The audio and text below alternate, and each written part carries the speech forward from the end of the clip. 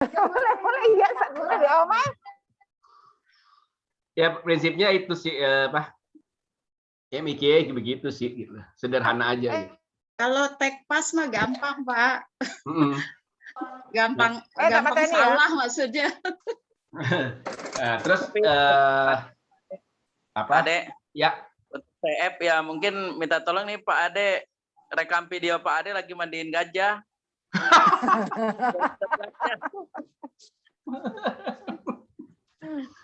Direkam dibagikan gitu ya, nggak ada yang salah.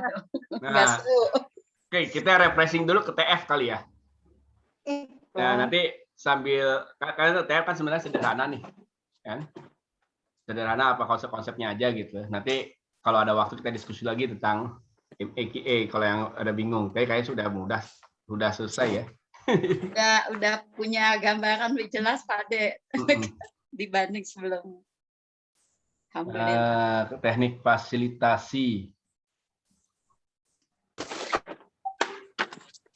Jadi untuk fasilitasi ya, saya langsung buka ini saja. Ini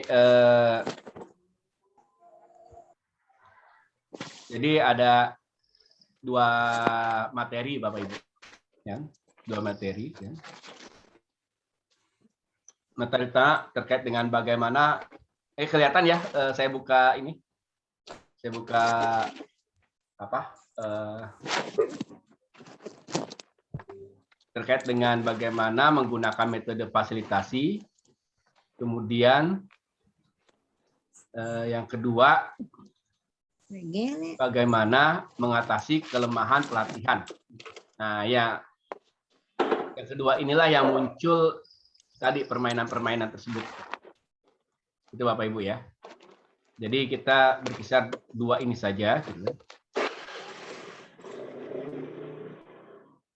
Nah, kalau yang kemarin saya tambahkan ini, materi ini, nah, nanti PowerPoint-nya nggak buka langsung ya. Saya stop share berarti.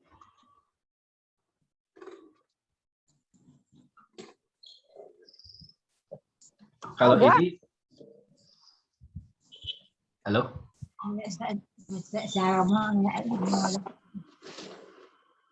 Kalau yang ini terkait dengan sebenarnya kita diskusi sesama pemateri ya.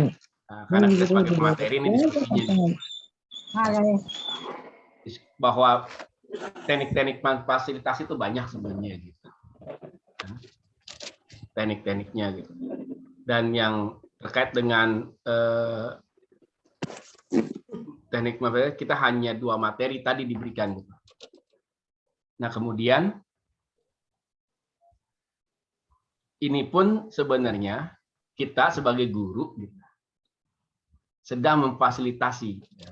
Makanya kan kita dalam proses belajar sekarang kita sebagai fasilitator kan. Sebenarnya kita juga sudah menerapkan teknik-teknik fasilitasi. Tapi kebanyakan ketika kita melaksanakan fasilitasi kita sifatnya general. Padahal fasilitasi itu adalah dalam konteks kita ini kok bisa individual. Jadi ada memfasilitasi secara klasikal, ada juga secara individual. Nah, satu ranah yang tidak pernah tersentuh dalam dunia pendidikan, apalagi di bidang murni kita biologi, itu adalah ranah afektif.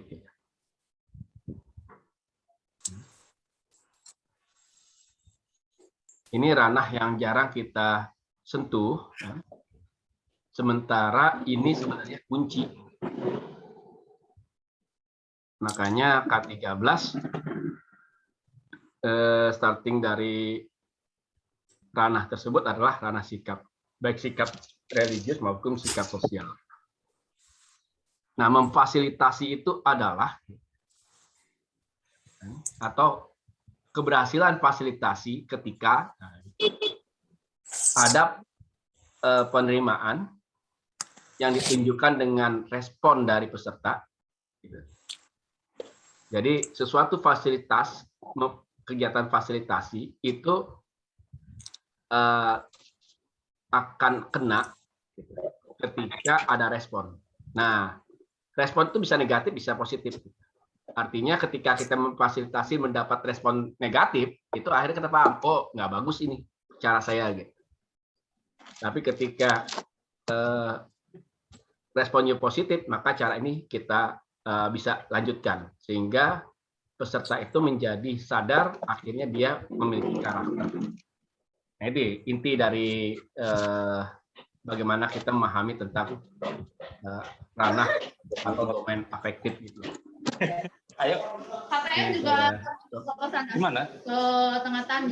Belum belajar. Setiap hari. Enggak, itu pas minggu pertama.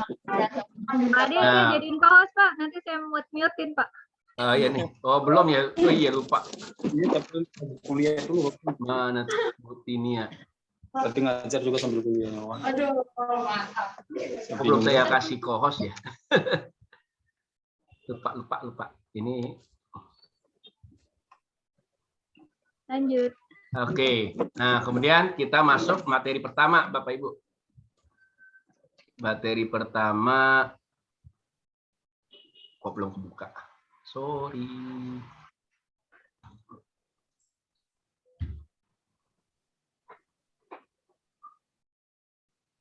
Materi pertama itu bagaimana kita memfasilitasi. Nah,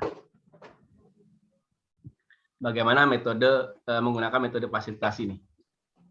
Artinya sebenarnya Bapak Ibu sudah pernah melakukan fasilitasi di kelas, kita hanya mengenalkan metode-metodenya gitu. Ini target kompetensinya. Gitu.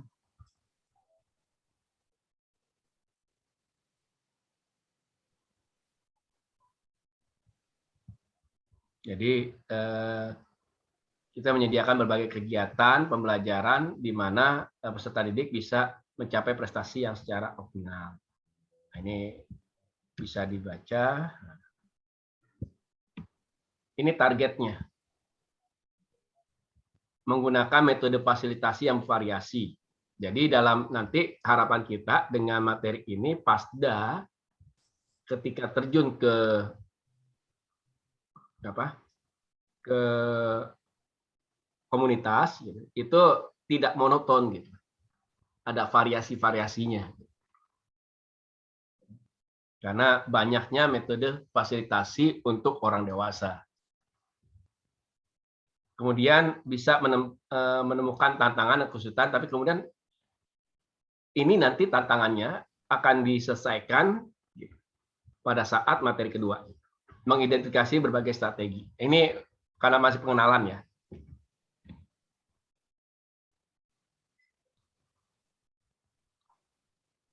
Ini waktu-waktunya gitu. Waktu di sini agak lama, kita akan banyak tersita ketika bermain di LK ya, dan membahaskan LK. Ini bisa disesuaikan gitu. Kita berapa jam, Bu? 2 jam. Untuk TF di Pasda? 2 JP, Pak. 2 JP ya, berarti kegiatan pertama 1 jam 60 menit, kegiatan kedua 60 menit gitu lah diasumsikannya.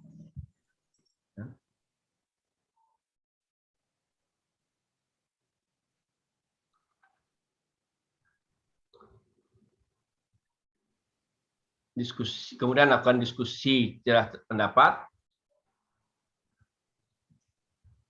Ini gimana nih?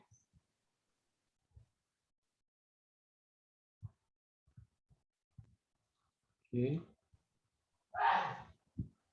Nah, tipe belajar saya ini apa? Nih kita lari ke LK1, LK11, LK12. Saya buka dulu.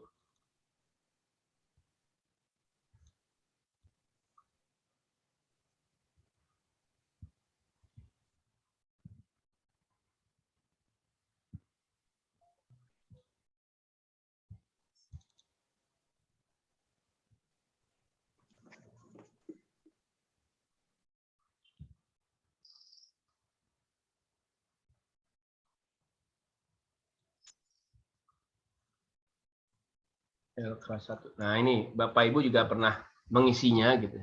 Nah, ini hanya mengarahkan kepada peserta kita ini tipe belajar apa.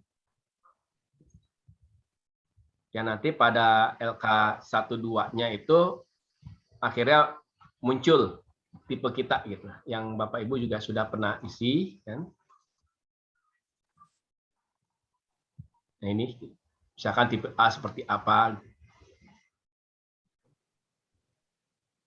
Nah kalau kita sudah kenal atau sudah tahu tipe belajar kita, kan, atau Pasda sudah kenal karakter belajar dia, maka sebagai fasilitator, bagaimana kita bisa melakukan suatu kegiatan memfasilitasi gaya belajar ini. Nah, sebagai peserta, karena kita paham bahwa kita punya kekuatan pada satu gaya belajar, maka bagaimana kita mengoptimalkan belajar kita dengan gaya belajar tersebut sehingga serapan pengetahuan kita menjadi baik. Nah, ini sebenarnya pengenalan diri terhadap konsep gaya belajar. Apakah kemudian kita harus pakai yang ini gitu? Sementara banyak gaya belajar gitu. Bapak Ibu, sebenarnya ketika dalam pelatihan ini kenapa kok diberikan yang ini? Saya lihat ini adalah yang sederhana. Ya. Nah, Ibu banyak. Ini kan mengikuti kalau saya nih Bobby Poster teorinya gini. Nanti larinya ke teori ambak.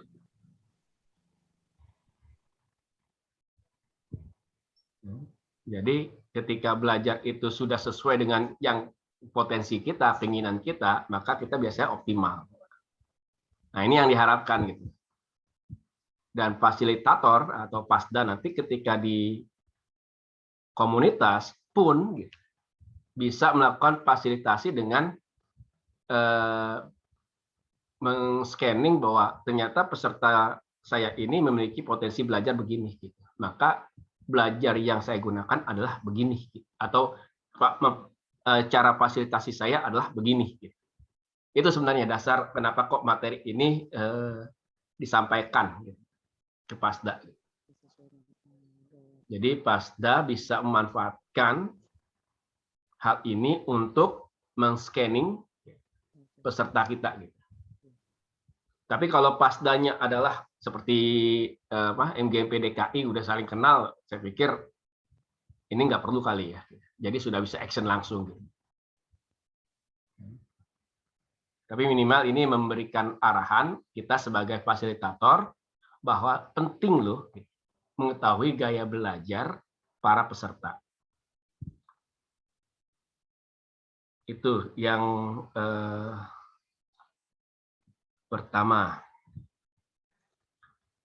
Kemudian setelah kita siswa atau peserta itu Pasda itu mengisi LK11 dan LK12, kita diskusikan.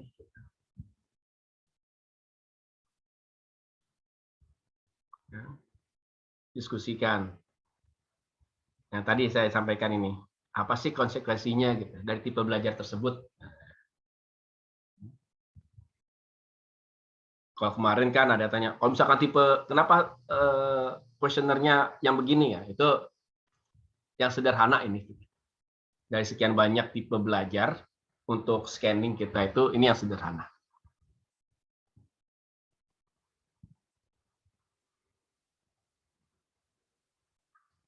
Nah, kemudian kita sudah tahu nih bahwa saya punya gaya belajar ini, peserta punya gaya belajar ini gitu.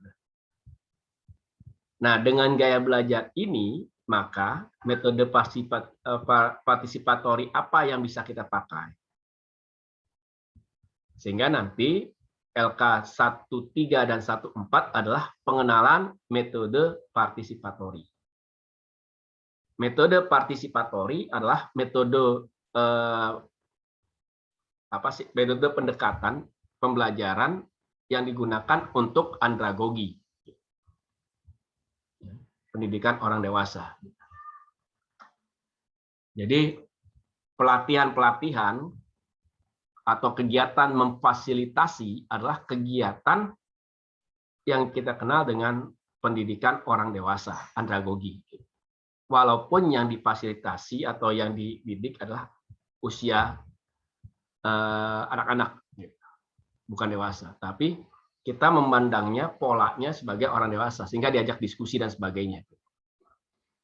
Sama ketika mungkin Bapak Ibu pernah tahu ketika tsunami, kan? Kemudian banyak siswa-siswa yang mengalami trauma karena di depan mata dia orang tua yang meninggal, adiknya meninggal, gurunya meninggal gitu karena tsunami tersebut. Nah, bagaimana kita memfasilitasi agar mereka tetap bisa semangat hidup gitu. Nah, teknik yang dipakai tetap teknik andragogi, gitu, walaupun mereka anak-anak, bukan pedagogi. Karena kecenderungan pedagogi itu kan menganggap siswa itu seperti Paulo Freire gaya bank ya. Mereka nggak tahu. Tapi kalau orang dewasa, mereka punya sesuatu yang mereka alami dan pengalaman tersebut bisa kita gali. Nah, itulah teknik fasilitasi dengan partisipatori. Sehingga curah pendapat menjadi sesuatu yang kita lakukan dalam proses teknik fasilitasi nanti. Nah, ini Bapak Ibu juga sudah pernah mengisi LK ini, ya. Artinya menginventarisasi, mengidentifikasi metode-metode untuk memfasilitasi. Mudah-mudahan masih ingat. Ini ya, berbagai macam metode-metode untuk fasilitasi. Kalau kemarin coba kita mengidentifikasi mana yang menjadi metode untuk orang dewasa melakukan kegiatan memfasilitasi ya, yang bersifat partisipatori.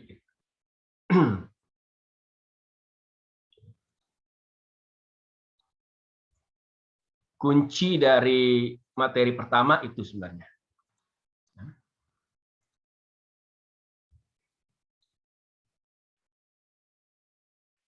Nah, ini lembar 14, ya. Minta secara menjawab semua pertanyaan, berikan tugas, ya. Kemudian dipresentasikan. Nah, ini dilihat waktu ya, tanggapan sesama kelompok dan antar kelompok. Ini diskusinya gimana? Misalkan kelompok 1 bahas tentang lo gini begini. Nah, ini saya pikir Bapak Ibu sudah mahir. Oke, kemudian yang selanjutnya materi kedua. Kalau materi pertama saya pikir sudah bisa dipahami ya. Jadi pertanyaannya nanti saja.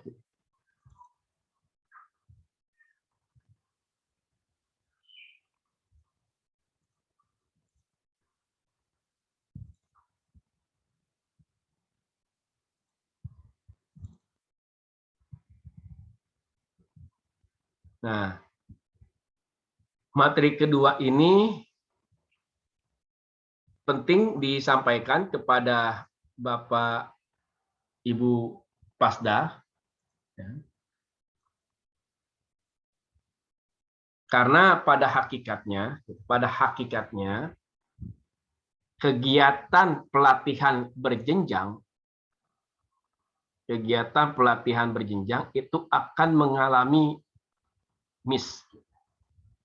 Itu yang kita kenalkan. Makanya pada kegiatan kali ini kita lebih mengutamakan bagaimana miss itu bisa kita atasi atau minimal kita kurangi lah.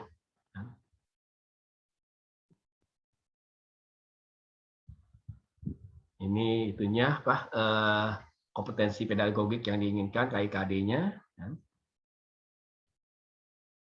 Tujuannya ini kelemahan peserta bisa mengidentifikasi kelemahan-kelemahan yang mungkin muncul ketika model pelatihan itu sifatnya berantai atau berjenjang. Kemudian setelah mengidentifikasi kelemahan, kita tidak berhenti daripada identifikasi saja, tapi bagaimana mengantisipasinya. Di sini menemukan berbagai teknik untuk mengeliminasi atau mengurangi kelemahan tersebut. Itu kunci dari kegiatan kedua ini, yang satu jam kedua.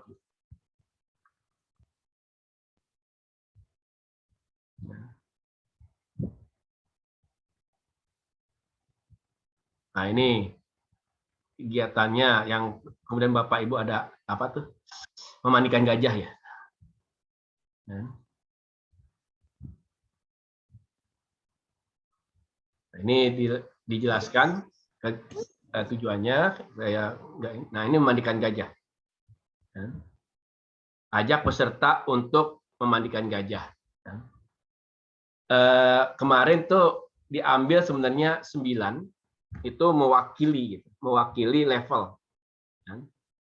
Satu sebagai, nanti ada yang sebagai pemberi mandat, kemudian ada pengembang modul, kemudian ada ada pasprof, terus pasda. Jadi ada 5 level.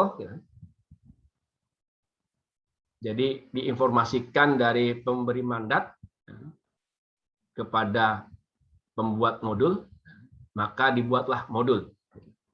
Nah, modul ini harus diajarkan kepada guru-guru. Maka dibentuk tim pengajar dalam level nasional. Sehingga pemberi modul memberikan konsep dasarnya kepada IN. Nah, kemudian IN akan memberikan kepada Pasprof. Pasprof akan memberikan kepada Pasda, dan terakhir Pasda kepada guru. Ini linknya jauh nih. Linknya jauh. Dari pembuat modul ke Pasda. Jauh. Kita tidak melihat biologi ya. Kalau biologi, pembuat modulnya sampai turun gitu. Enggak, kita secara umum ketika ada jenjang ini pasti akan bias. Nah, memandikan gajah adalah sosiodrama atau simulasi untuk menggambarkan adanya bias tersebut. Ini 9 tadi kan. 9 itu 1 orang dipanggil, ditahan, 8 orang diminta keluar ruangan dan tidak mendengarkan. Sementara peserta yang lain boleh menonton. Pasda atau Pasprof menjelaskan kepada peserta 1 orang Pasda ini tentang bagaimana cara memandikan gajah. Yang kemudian peserta ini boleh mempraktekkan. Peserta yang lain itu bisa menilai, boleh dimanfaatkan ya, untuk menilai apakah konsep yang ditularkan oleh Pasprof tentang memandikan gajah sudah dipahami oleh 1 orang ini, Pasda ini. Gitu. Kalau belum, boleh diulang.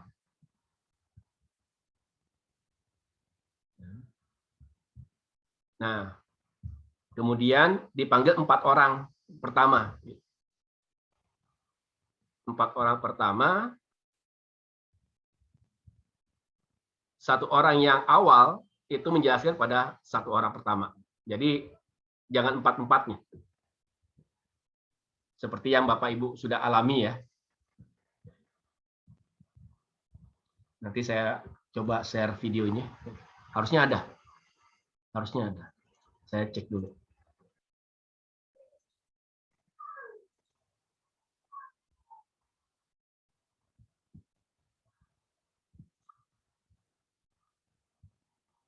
Mana videonya? Oke. Terus yang kedua, setelah apa? Setelah saya masih ini kan.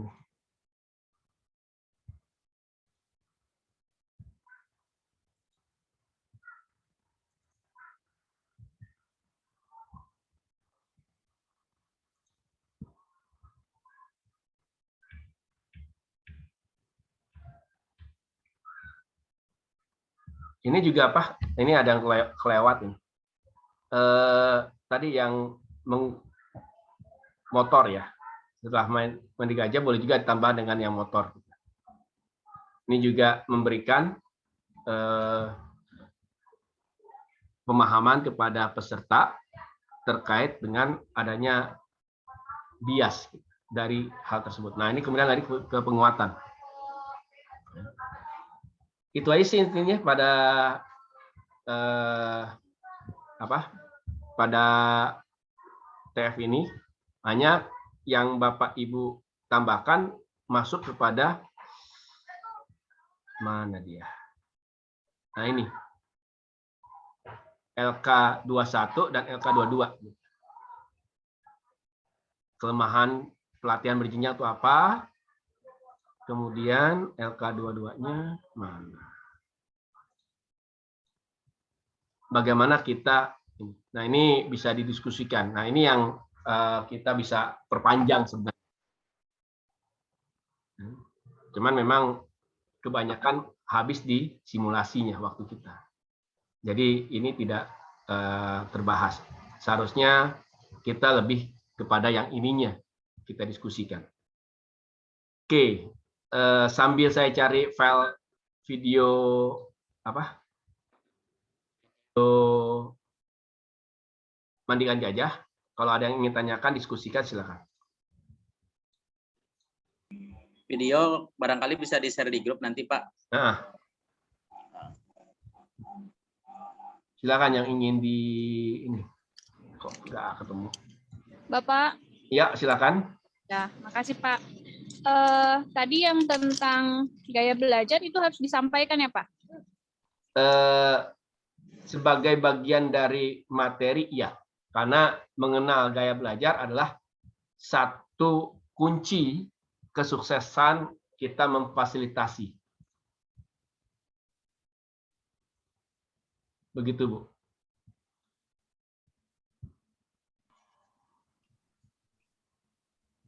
Gimana, Bu? Halo, Pak. Hah? Untuk tadi materi MIME yang terakhir, yang LK tentang gaya belajar, itu harus disampaikan. MIKE nggak ada materi gaya belajar, Bu? Bukan materi yang tadi yang terakhir, Pak. Yang mana? Yang gaya belajar itu materi teknik fasilitasi. Oh, itu fasilitasi ya? Aduh, bener nggak nyambung deh. Yaudah, Pak. Bingung saya, jadi mohon maaf. Ya, ngumpet dulu deh, malu. Dasar. Oke. Potong dulu tadi pas itu. Pak, mau tanya, Pak. Ya, silakan, Bu. Ini kaitannya dengan ini kan perangkat-perangkat yang dipakai nantinya. Seperti kemarin kan kita nyebar itu ya instrumen-instrumen untuk tadi apa untuk mengetahui potensi diri tadi itu yang menyediakan kita fasilitator ataukah panitia, Pak? Kan banyak bahan dipegang oleh fasilitator, oleh Pasprof ya, bahan materi ini gitu. Oh ya, berarti kita yang mengadakan gitu nggih. Bahannya sudah tinggal Ibu mungkin bekerja sama dengan LSP untuk minta diadakan. Jadi tinggal di print atau kayak gitu. Oh gitu. Tapi kalau nggak salah Bu Tinia itu berusaha untuk paperless ya. Oh gitu ya. Nah, berarti lewat Google Form kan boleh. Bisa lewat Google Form atau apa tuh yang biasa dibuat oleh Bu Tina tuh? Apa Bu Tina namanya? ClassPoint. Kalau ClassPoint kan itu Bu Padlet ya. Nah itu Bu bisa belajar dari Bu Tina, Bu Yulis. Itu bagus tuh. Jadi itu kan bisa tersimpan ya Bu ya, Bu Yulis. Ya Pak, tersimpan dan banyak space-nya. Nah, space-nya banyak dan bisa tersimpan, itu lebih mudah gitu. Karena kan, cuman kalau di daerah kalau memang fasilitasnya ada, bagus sih. Kalau nggak ada ya udah print out gitu. Oh iya. Gitu aja Bu. Iya iya. Yang jelas Makasih, yang Pak. materinya atau bahannya dipegang oleh Pasprof. Iya. Bagaimana Pasprof mengembangkan itu diserahkan ke Pasprof. Baik Pak. Makasih Pak. Oke. Izin bertanya Pak Ade. Iya silakan Ibu. Makasih Pak. Kebetulan kami ini dari zona 1 yang Riau, Kepri, dan Sumatera Utara. Kebetulan kami untuk pasdanya masih sangat sedikit Pak. Yang saya tanyakan ini pasdanya sedikit. Itu cuma 3 orang. Selanjutnya apakah teknik pantomim memandikan gajah ini wajib kita terapkan Pak ya Pak? Sementara yang saya tahu tadi yang Bapak jelaskan bahwa kita butuhkan banyak orang ya, minimal 8 gitu. Pesertanya berapa orang Bu? Jadi pasdanya? Pasdanya 3 masih Pak, yang untuk yang pertama ini Pak. Di kelompok kita ini? Di kelompok yang Riau, Kepri, dan Sumut. Itu masih 3. Tadi saya agak apa juga kalau untuk materi 1 mungkin insya Allah bisa. Di materi 2 nanti mungkin kendalanya di pantomim memandikan gajah ini gimana ya Pak? Atau ada teknik lainnya? Ada teknik lain nggak gitu? Gimana? Oke. Gimana solusinya Pak? Prinsip dasar dari pantomim ini kan menggambarkan bahwa ketika kita melakukan kegiatan yang sifatnya berjenjang, pasti akan ada bias. Nah sekarang mungkin karena jumlah kita ini juga terbatas, gitu. Ibu bisa kita punya Pasprof berapa Bu? Pasprof kalau yang dari Riau kami berdua Pak. Enggak di tempat nanti di zona Ibu nanti. Iya, Pasprofnya yang dari apa berdua ditambah dari Bustri dari Jawa Barat itu. 3 jadinya Pak yang Pasprofnya. Enggak, nanti di pelatihan tempat zona Ibu total kita berapa orang? Total yang Pasprofnya 3 orang Pak. Pesertanya yang pasdanya 3 orang. Jadi 6 ya? Iya. Oke, artinya 6 ini kita libatkan, tapi mungkin bukan memandikan gajah. Kita buat pola lain, di mana nanti pesan dari yang pertama itu akan terlihat bias pada pesan ke-6 gitu. Kalau pesan berantai gitu mungkin iya. Pak Ade? Ya, seperti itu Bu Yunis yang gitu, kemarin contoh menggunakan sepeda motor ya. Nah, dan satu orang menjelaskan pada fasilitator menjelaskan kepada satu orang peserta atau teman Pasprof gitu, bagaimana mengendarai motor gitu, contohnya gitu kan kemarin. Kemudian dia akan menjelaskan pada Pasprof yang satunya lagi. Kemudian Pasprof pada peserta dan seterusnya gitu. Artinya kita memberdayakan semua yang ada kita di sana. Siap Pak. Gitu aja mungkin ya. Oh iya Pak, makasih Pak. Oke. Pak Ade. Ya Ibu. Ini tadi kan kita simulasi tentang memandikan gajah ya. Nah harapan kita kan pesan kita itu nanti sampai dari tingkat tinggi, dari atas sampai ke bawah ya. Harapan ya, kita. Insya Allah. Nah, nanti kalau seandainya sudah disimulasikan, kita sampaikan ke Pasda, nanti biasanya di contoh kami kemarin di Makassar itu Pak, jauh beda dengan yang disampaikan di awal. Setelah sampai ke ujung, itu nanti maksudnya didiskusikan kan Pak, atau gimana? Iya, benar, persis Bu. Ya. Kita diskusikan, itu artinya jauh. Kenapa? Kan gitu. Ya.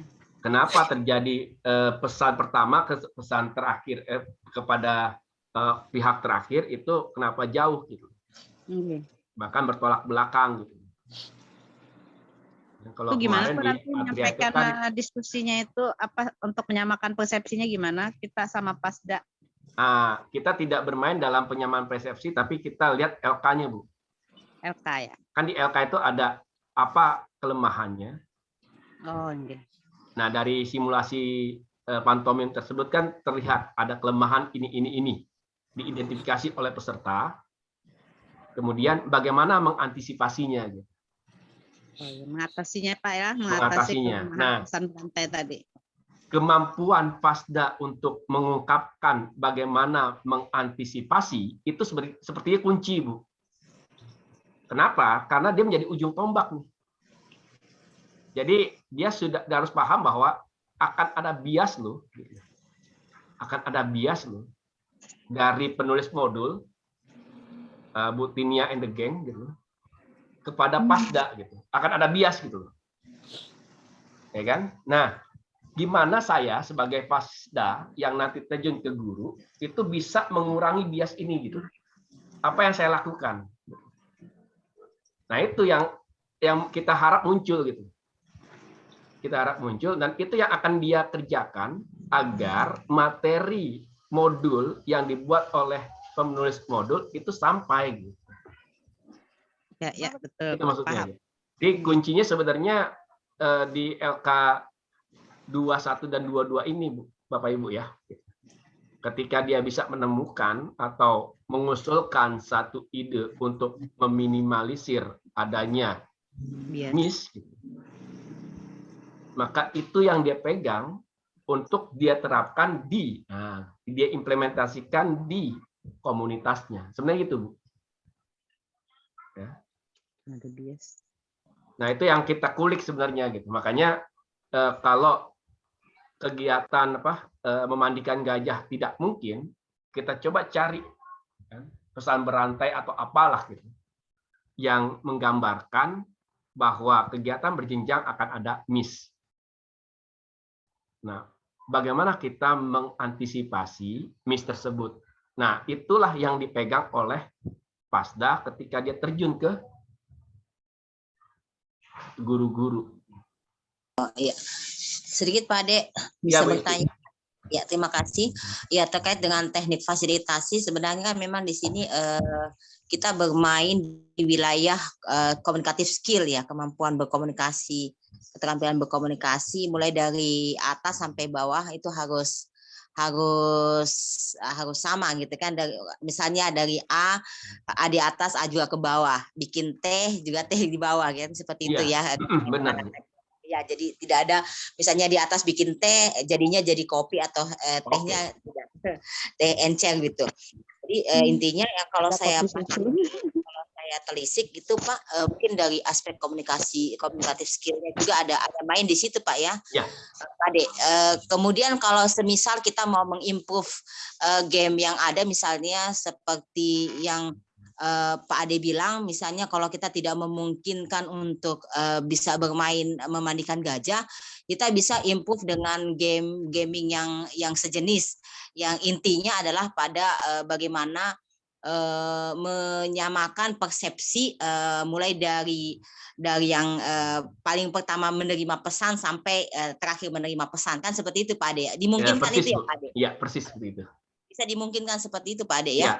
Contoh kasus gini Bapak Ibu, ketika Bu Azlina hanya 3 peserta, kemudian Bu Azlina sebagai narasumbernya, ya gini aja gitu, buat Bu Azlina itu bikin gambar sebuah gambar lah, terserah gambar apa, yang gambar itu ditirukan oleh peserta pertama, yang dia menuliskannya pada punggung peserta kedua.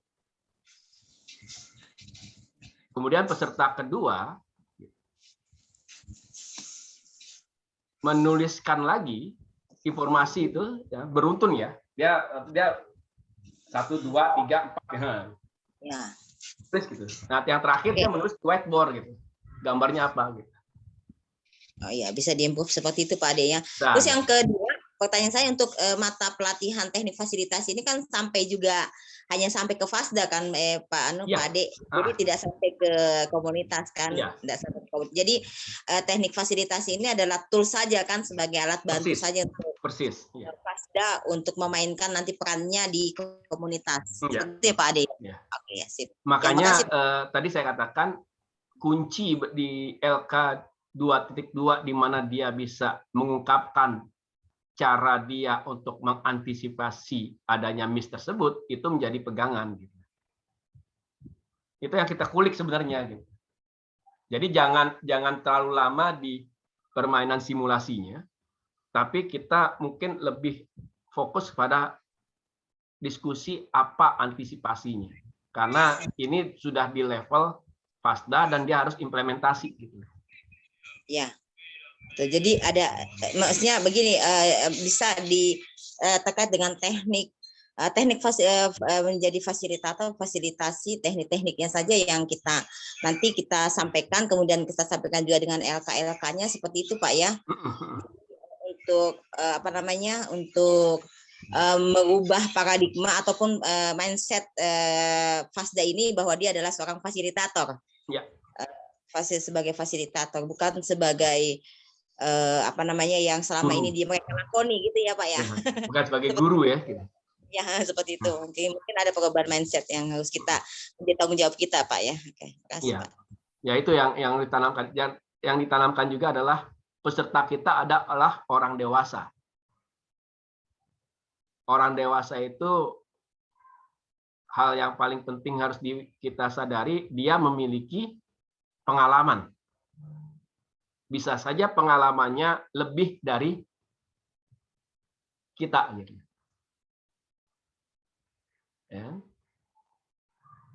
Ya, contoh kasus mungkin ada berapa kita yang usianya masih kategori di bawah 40 gitu.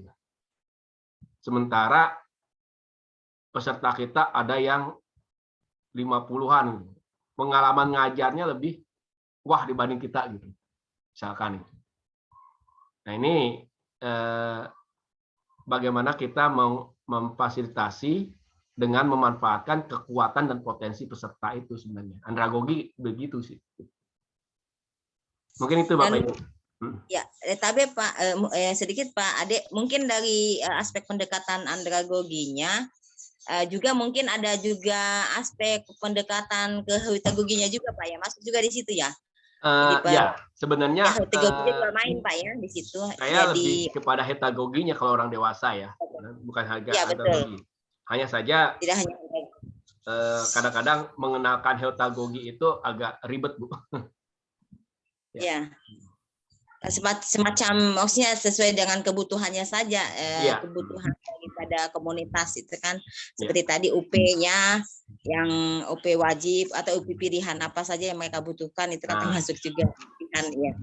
Makasih Pak. Oke. Ada lagi silakan Bapak Ibu. Lagi Pak. Ya Bu Rohul.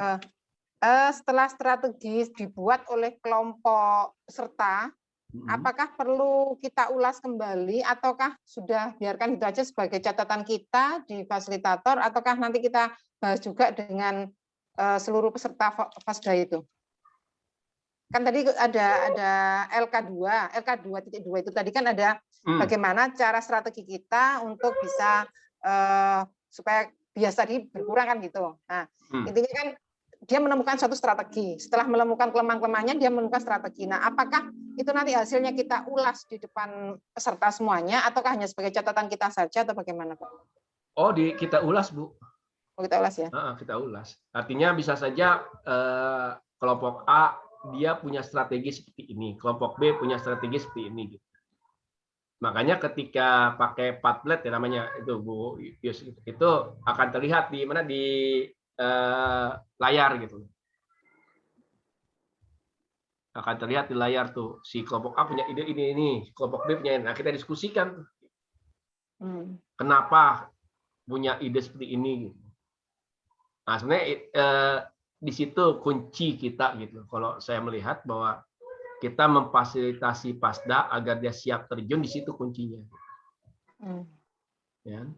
Tapi kita nggak buat kesimpulannya yang terbaik itu seperti apa, nggak perlu ya. Kita hanya mengulas saja apa yang sudah mereka buat, gitu aja kan, sesuai dengan kapasitas mereka membuat strategi itu. Kan kita nggak perlu, oh yang sebenarnya seperti ini kan, kayak ngajarin anak-anak kan nggak seperti itu. Karena ciri dari andragogi itu kesimpulan adalah dibuat oleh mereka.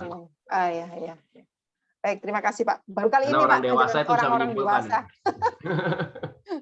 Biarkan aja kesimpulan mereka gitu. Dengan kita tekankan, ini adalah hasil diskusi kita yang Bapak Ibu bisa gunakan, bisa manfaatkan ketika kita terjun ke lapangan. Jadi yang kita berikan, kita diskusikan saat ini adalah apa yang Bapak Ibu bisa lakukan ketika Bapak Ibu di lapangan. Ada beberapa ide, gunakan ide itu sesuai dengan kondisi. Nah, itu aja. Oh ya, siap. Ya. Karena kita jangan menyimpulkan, Bu. Iya. Tadi saya sempat ada gambaran gimana nanti kita membetulkan atau bagaimana kan, kayak nggak enak jadinya kalau membetulkan itu, kayaknya mereka itu nanti idenya nggak dihargai. Iya Pak, sudah, terima kasih Pak. Oke, ada lagi Bapak Ibu?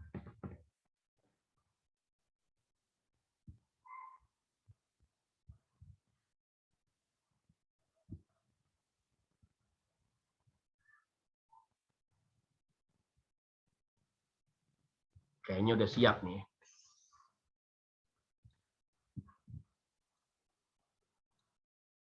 Untuk videonya saya harus cari dulu ya. Nanti kalau misalkan ada saya share di grup aja ya, seperti usulan Pak Saiful gitu. Tapi Pak Ade, sedikit Pak Ade. Ya. Terkait dengan tadi anunya Ibu siapa tadi itu. Jadi memang kita tidak menyimpulkan, berarti hasil diskusi dari teman-teman FASDA itu intinya ada pada bahwa tidak ada jawaban benar dan salah gitu ya Pak ya. Tidak ada jawaban benar yang salah. Hanya saja mungkin kita sebagai fasilitator provinsi dalam hal ini yang mengcoach FASDA ini, itu kita bisa memberikan sedikit penguatan Pak terkait dengan hal-hal yang tersebut, bukan bermakna menyimpulkan Pak, tapi sedikit memberikan penguatan bisa ya Pak Ade ya? Boleh. Saja ya. Jadi jangan supaya, maksudnya biasa kan kalau misalnya serahkan begitu saja, biasanya mereka akan ngambang di mana yang benar, mana yang ini, karena kadang biasanya ada yang seperti itu. Jadi mungkin di sini peran fasilitator untuk memberikan sedikit penguatan terkait dengan mungkin ada konsep-konsep yang mungkin perlu diarahkan, mungkin perlu diperbaiki, dan itu merupakan tanggung jawab fasilitator. Kita sebagai Faspop ataupun kepasdanya begitu barangkali Pak Ade. Ya, persis seperti itu, Bu. Karena banyak misalnya ada beberapa kan hanya membagi tugas, kemudian mereka berdiskusi lepas sampai mereka tidak bisa mendapatkan kesimpulan yang dari hasil diskusinya itu. Jadi mereka terkadang membutuhkan penguatan dari fasilitatornya. Tetap ada mungkin di waktu-waktu kita lihat saja situasi dan kondisinya, jika memungkinkan kita memberikan penguatan, ya kita berikan penguatan, bukan bermakna bahwa itu adalah sebuah kesimpulan yang pakem gitu ya Pak ya. Jadi itu yang perlu dipahamkan kepada teman-teman untuk memposisikan dirinya sebagai seorang fasilitator yang baik. Ya, itu kuncinya. Kita juga posisi kita pada saat ini sebagai fasilitatornya FASDA gitu kan. Betul. Maka kita berperan juga menerapkan teknik fasilitasi. Betul. Jadi kita memberikan materi ini juga menggunakan teknik fasilitasi. Dari yang pernah kita pelajari, misalkan bagaimana sih memfasilitasi brainstorming, gitu. Bagaimana sih memfasilitasi diskusi, gitu. Nah itu juga kita terapkan. Jadi kita sebagai fasilitator FASDA-nya mengimplementasikan pengetahuan kita tentang teknik fasilitasi ketika kita mendapat materi teknik fasilitasi pada pelatihan Pasprov. Itu akan dilihat juga oleh FASDA kan. Oh ternyata ketika setelah diskusi ini nggak cuma dikasih LK suruh ngerjain selesai gitu. Bukan. nanti dinilai di lain waktu, cuma guru bukan fasilitator gitu. Kan begitu gitu. Oke, mungkin begitu yang dimaksudkan oleh Bu Isti tadi. Ada lagi Bapak Ibu, silakan. Silakan lagi Pak. Bu Tuti dulu. Bu Tuti mau bicara enggak? Enggak jadi. Oke, Bu Ruhul silakan. Ya, sebenarnya kalau saya simpulkan sih ini kan suatu teknik pembelajaran untuk menyampaikan kepada peserta, mungkin sasarannya nanti kan di MGMP. Berarti kan sebenarnya materi intinya itu adalah di UP-nya itu, Pak.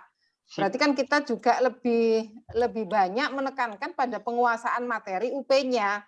Karena kalau teknik ini kan sebagai apa ya istilahnya ya untuk kendaraan saja bagaimana supaya teknik kita penyampaian materi itu lebih efisien, lebih efektif kan itu aja.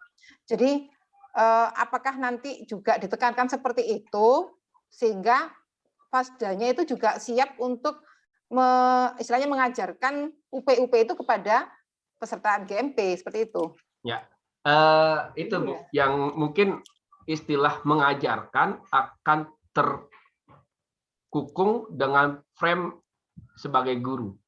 Oh iya ya. Nah itu. Nah makanya kenapa kok kita berikan materi teknik fasilitasi? Oh iya. Agar jangan sampai ketika dia menjelaskan tentang keanekaragaman hayati pada teman-teman di MGMP tentang kladogram pada teman-teman di MGMP yang sejatinya adalah mitra dia, gitu. Iya ya. Kan?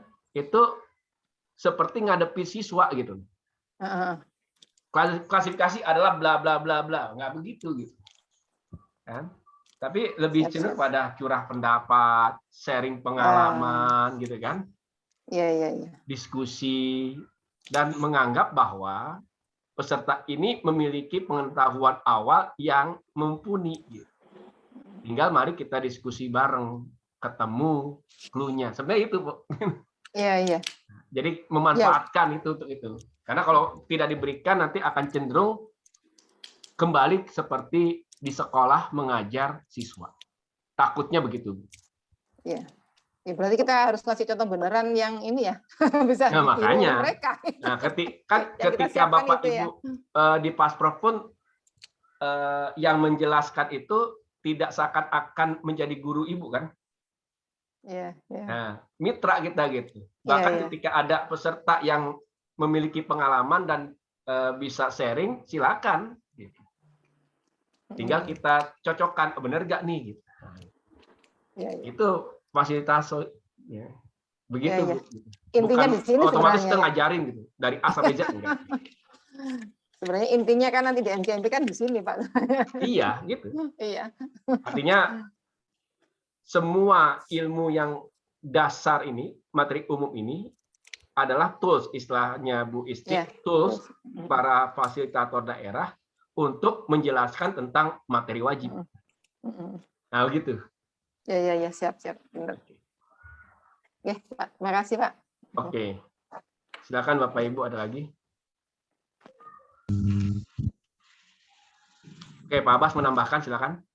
Oke, Bapak Ibu sekalian, saya ingin sedikit menambahkan teknik fasilitasi, di mana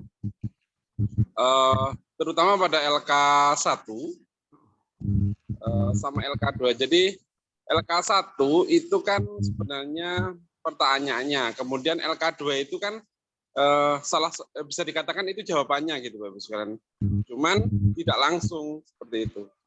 Oleh karena itu lebih baik ketika membagikan LK itu LK1 dulu dibagikan. Baru LK2 dibagikan seperti itu. Biar nanti apa istilahnya tidak tahu dulu sebelum kita memberikan LK2-nya. Jadi sebelum mereka menjawab, biar mereka menjawab dulu, baru setelah mereka selesai menjawab dan dihitung, baru kita kasihkan LK2-nya. Itu yang pertama.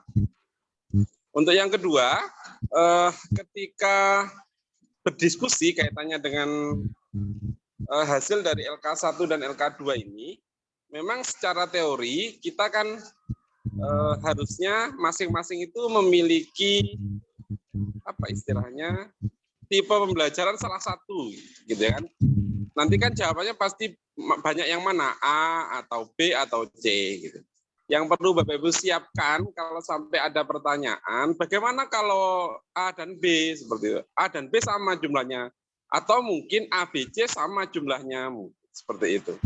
Jadi perlu disiapkan apakah mungkin itu terjadi. Itu yang mungkin beberapa pertanyaan peserta kita yang kadang-kadang bertanya kepada kita, dan kita kadang-kadang kalau nggak siap jawaban kita nanti akan repot. Lagabat juga ya. yang perlu disiapkan jawaban-jawaban seperti itu. Mungkin nanti bisa sharing di sini lah kira-kira jawabannya apa gitu. Mungkin secara berdasarkan literatur apa, mungkinkah jika terjadi sama jawabannya. Contohnya ketika saya kemarin di MI itu Pak Ade, ya. Itu kan sempat ada jawaban ABC sama atau A dan C sama, seperti itu. Apakah instrumen itu valid? Pertanyaannya gitu. Apakah instrumen itu valid? Seperti itu. Apakah instrumen ini bisa dijadikan tolak ukur bahwa mereka memiliki tipe pembelajaran auditory ataupun visual ataupun yang satunya itu. Itu yang perlu kita waspadai. Gitu. Karena kadang-kadang pertanyaan peserta itu aneh-aneh yang kadang-kadang membuat kita repot menjawabnya. Ya. Itu mungkin nanti di sini juga bisa sharing kira-kira jawaban apa yang perlu kita keluarkan. Apakah mungkin Pak Ade punya dasar teori literatur apa yang menyatakan bahwa harusnya punya satu aja, tidak mungkin punya tipe satu atau punya tipe tiga-tiganya, seperti itu. Ya. Itu pertanyaan untuk LK apa itu? Persiapan untuk LK1 dan LK2. Kemudian untuk permasalahan memandikan gajah, kadang memandikan gajah itu salah satu setelah saya ikut tiga kegiatan fasilitator ini Pak Ade ya. Ya. Jadi memandikan gajah itu menjadi kenangan yang benar-benar mengena di teman-teman. Jadi pulang aja yang diingat masih memandikan gajah, kita say hello, kita pulang itu yang diomongin bagaimana mandikan gajahnya itu. Itu yang perlu kita persiapkan juga, selain kita sampai apa yang kita maksudkan dengan adanya simulasi pantomim mandikan gajah itu, mungkin yang perlu benar-benar diwaspadai, bagaimana memandikan gajah itu bisa wow seperti itu. Salah satu contohnya biar yang mempraktekkan itu kita tahu siapa yang lucu gitu, yang bisa lucu gitu. Kayak teman kita kemarin Pak siapa itu Pak Ade? Pak Andre kan bisa lucu, jadi terkenang terus gitu loh. Selain hati kita itu kan punya kenangan kita di kegiatan fasilitas ini. Gitu. Dan yang terakhir, Bapak Ibu sekalian, dari penanggung jawab materi-materi yang ada itu, memang kita mempersiapkan apapun, itu kita kerjasama dengan LSP. Akan tetapi kita antisipasi saja Bapak Ibu, berkaitan apa yang bisa kita siapkan di rumah, kita siapkan di rumah. Contohnya mencetak LK itu. Kan saya yakin nggak banyak ya. LK itu kita siapkan, kita cetak 2 atau 3 kali.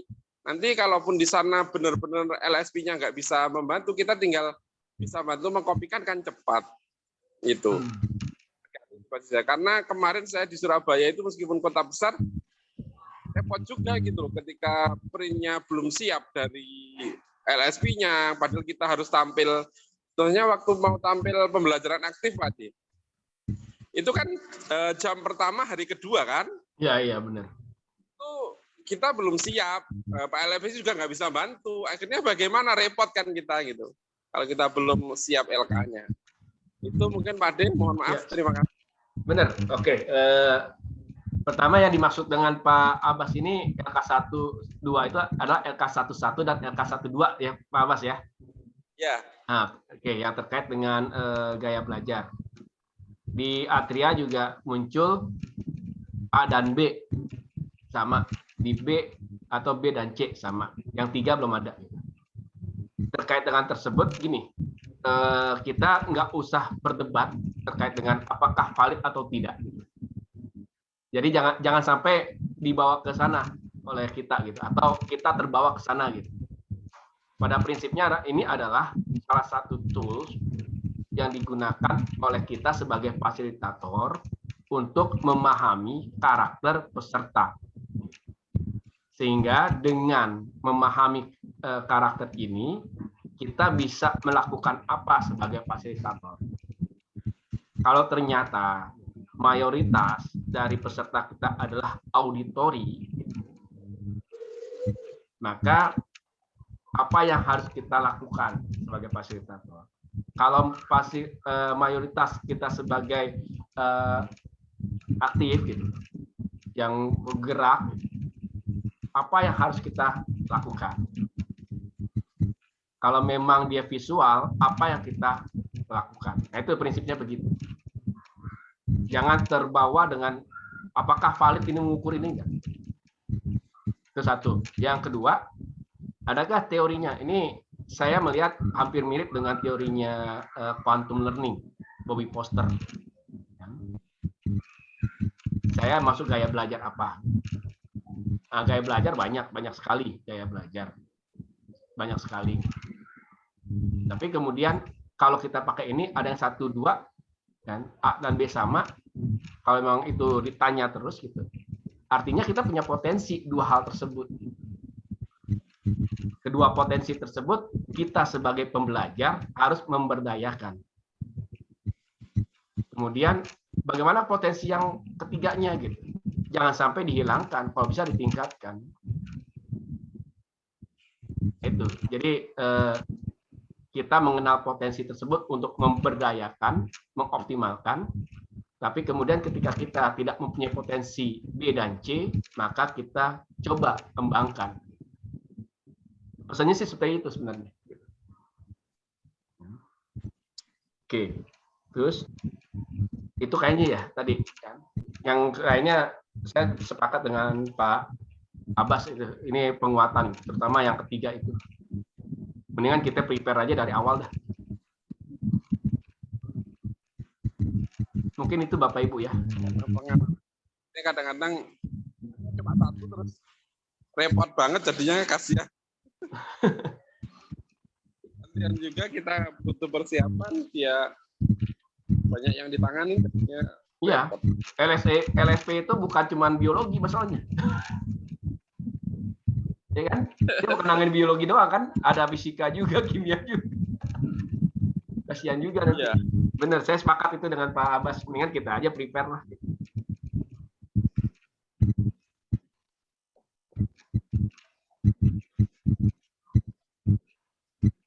Atau dari awal ya. Dari awal sebelum kegiatan. Kalau kemarin itu 1 hari sebelum kegiatan, karena memang ada pembekalan buat IN-nya, kami punya waktu ngobrol sama LSP-nya. Nah, yang jadi problem untuk Pasda ini kan buat Pasprov tidak ada waktu ya 1 hari untuk pembekalan gitu. Bahkan Pak apa tadi yang di Aceh sendiri minta agak sulit gitu kan difasilitasi gitu. Artinya pertama kali datang atau komunikasi pertama adalah tim Pasprov ini punya kontak LSP dan minta disiapkan dari awal gitu. Itu sih. Selain kita juga prepare dari awal di rumah, gitu. Ketika sampai di sana, bahan-bahan apa yang kita siapkan sudah kita minta di awal-awal. Gitu. Pada saat pretest atau pada saat pembukaan, gitu. Kita sudah koordinasi dengan LSP. Mungkin itu kali tambahan. Silakan dari Bapak Ibu, mungkin dari IAN yang lain bisa memberikan tambahan, atau dari yang ini kan Bapak Ibu udah ngalami nih kemarin nih. Dari Pak Iskandar.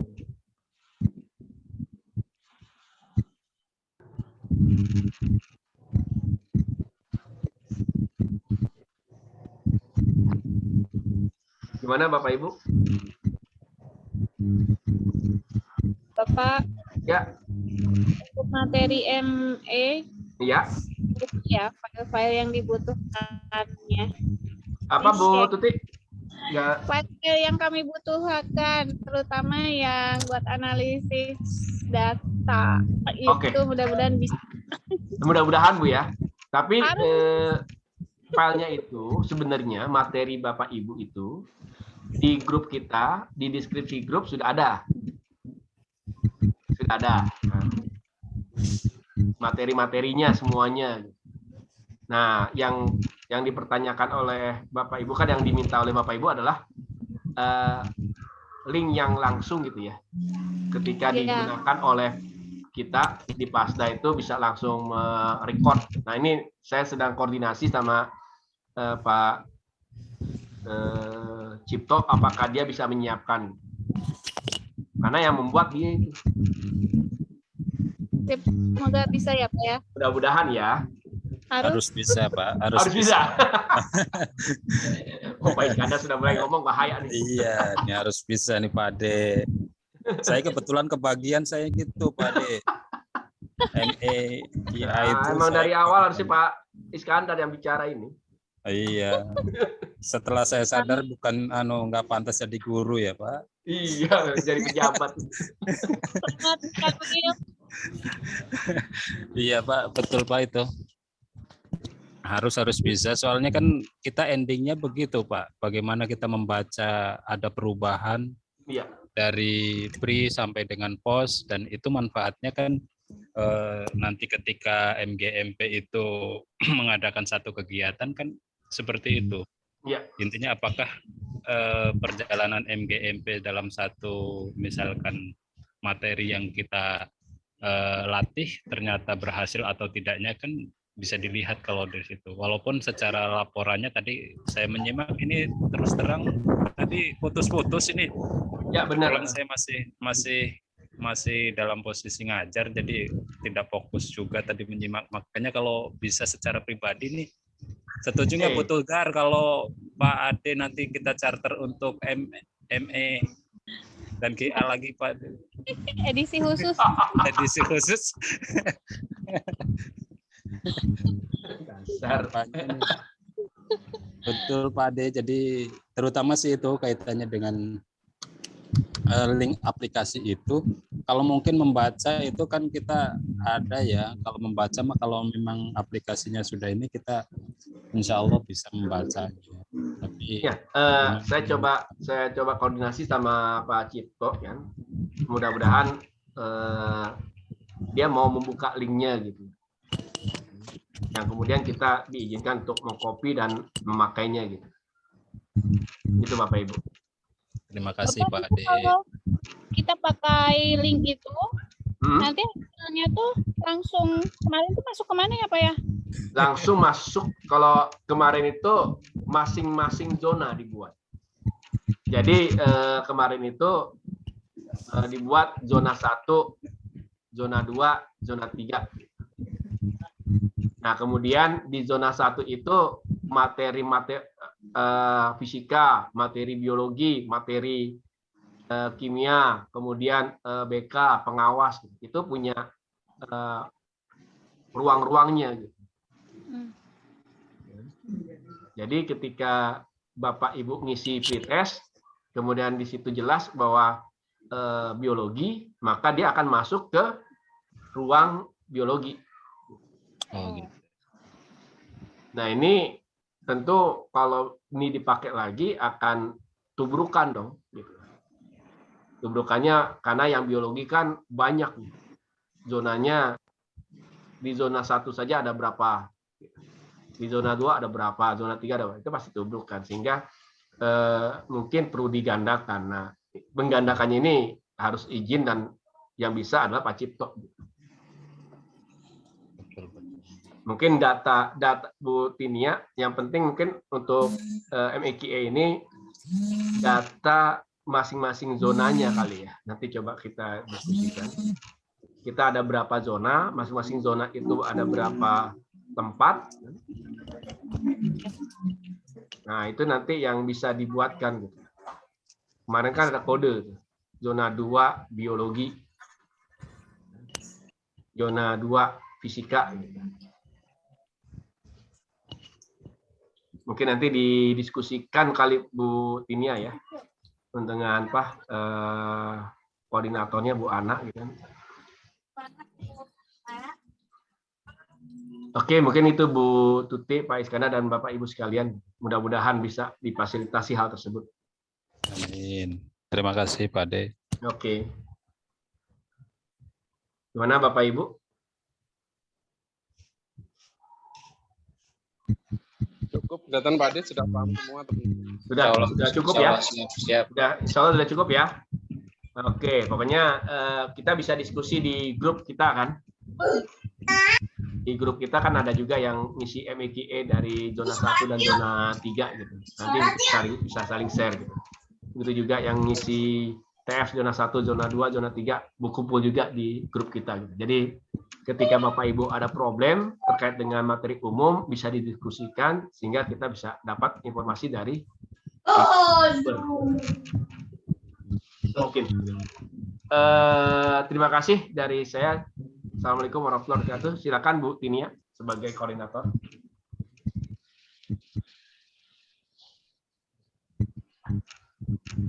Ada acara kali mereka dia. Gimana ya Bapak Ibu nih? Bu Tinianya sedang ada kegiatan kali. Gimana Pak? Gimana? Ini kayaknya udah selesai nih. Saya serahkan kepada Bu Tinia lah untuk mengakhirinya. Oh iya, mohon maaf ya Bapak Ibu. Nyambi ada acara juga soalnya.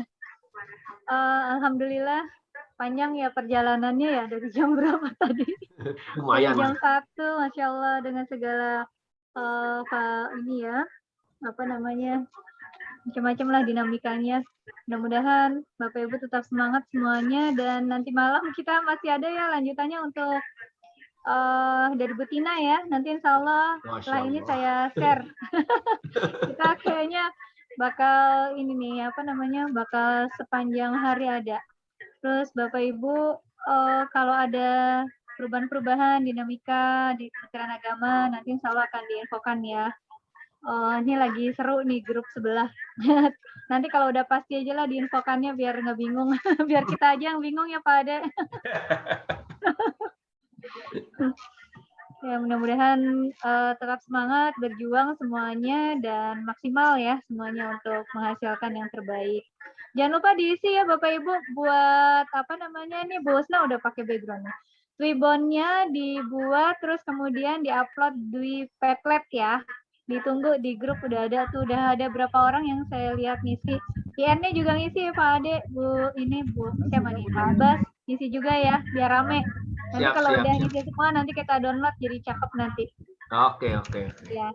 Baik Bapak Ibu terima kasih semuanya. Semoga Allah memberikan kemudahan, kesehatan buat kita semuanya. Kita tutup dengan membaca alhamdulillah. Alhamdulillahirabbil alamin. Pak Ade terima kasih ya yang sudah memfasilitasi room. Terima kasih Pak Ade. Yo semua ibu-ibu bapak-bapak. Semua mudah-mudahan menjadi amal jariah yang pahalanya terus mengalir. Amin. Kita sama-sama dengan membaca doa kafaratul majelis. Subhanakallahumma wa bihamdika asyhadu an la ilaha illa anta astaghfiruka wa atubu ilaik. Assalamualaikum warahmatullahi wabarakatuh. Terima kasih semuanya. Sampai ketemu insyaallah nanti malam. Semua. Sampai ketemu lagi nanti malam ya. Ya, jangan bosan ya, semangat. Harus gabung semua kayaknya malam mah. Wajib soalnya. Oke. Pak Ade, makasih Pak Ade. Yuk, saya langsung end ya. End meeting ini ya. Belum di stop dulu Pak recordnya. Oh iya.